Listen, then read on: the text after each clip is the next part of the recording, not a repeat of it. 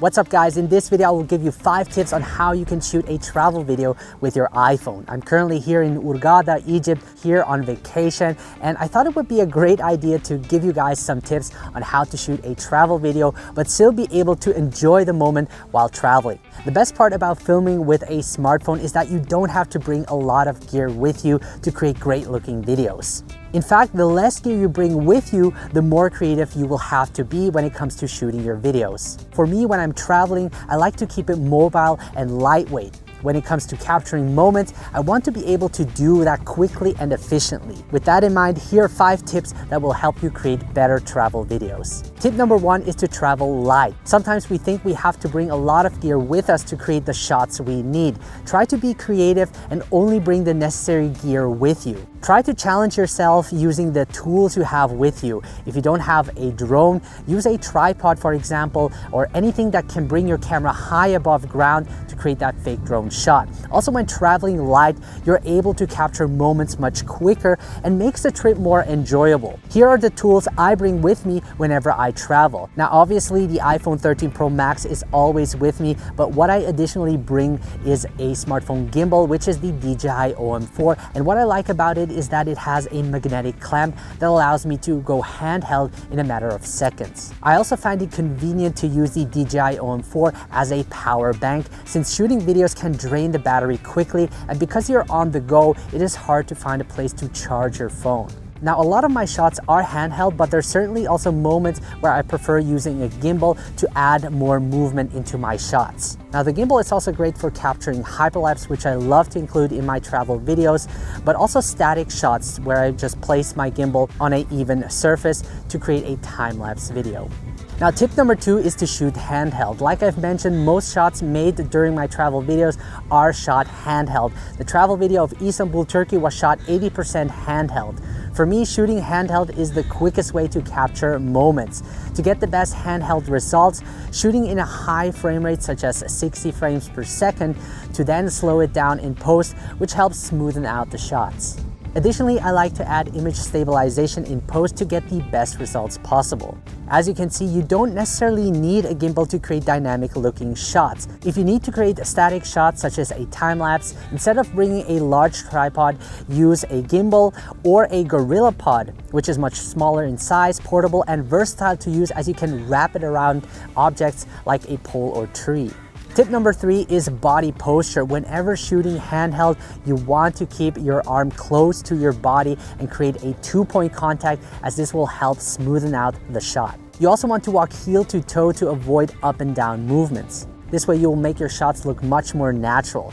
When holding your phone, try to hold it in a way with one hand supporting the bottom of the phone and the other hand placed towards the center of the phone. You will notice that you'll have much better grip and can therefore control your camera movements much better. Depending on your shot, this isn't always possible, but whenever you can, try to apply this method. Also, while recording your videos, try to hold your breath, as this will also help make the shakes less apparent. Tip number 4 is to make sure you get a variety of shots. Try to shoot as many angles, focal lengths, and movements as you can think of to make your videos more interesting. Include wide-angle shots to establish the scene, but also capture detailed shots that are important for the story. I often see people doing the mistake of just capturing wide shots, which can quickly get boring. Shoot a scene from different angles so that you can cut between the shots to make the video more engaging. The best travel videos are those with many creative shots in it that make you feel like you're there. Also, the more variety of shots you have, the easier it is for you to piece the clips together in the edit. Only around 10% of all the videos I shoot when it comes to travel type videos end up in the edit, as I only take out the best portion of the video. As a rule of thumb, shoot more than you need, but also be purposeful with your shots so that it fits with your edit. This leads me to tip number 5, which is to shoot to edit.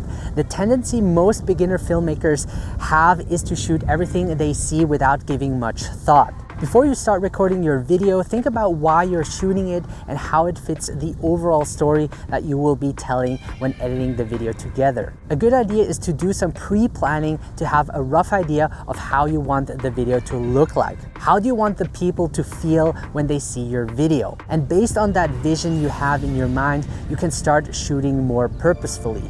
What I like to do is to search for the music beforehand to get a good idea of how the video should feel like. Also, when it comes to transitional shots, having the edit in mind is very important. Think about how you should film the next shot to match it with the previous shots. This way your videos will have a better flow and will make more sense in the edit. So a bonus tip I have for you guys is to try to include a subject in your video. This will make your videos more interesting and you can really focus on a subject that is doing something and build a story out of it. Now, there could be moments where you're traveling alone, so it's a good idea to maybe ask the local people if they would like to be part of the video. You will be surprised that a lot of people would love to be part of your video. I, for example, love to take portrait video where the subject is standing still, looking directly into the camera, where I then create a slow moving shot. But it doesn't only have to be people. What I like to do is also film birds, since they're also moving in a scene and creates also a lot of interest. Now, what's great about filming the local people is that